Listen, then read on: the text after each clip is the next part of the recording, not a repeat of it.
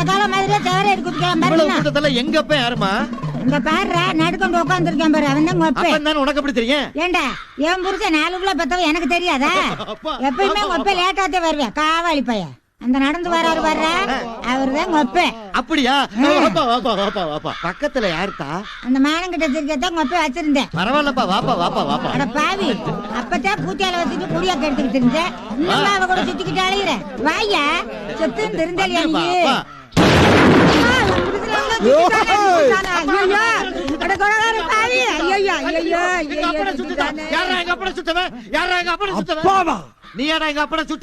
காக்காவத்தானே சுட்டு சாமி. அது காக்கா இல்லடா எங்க அப்பன்டா.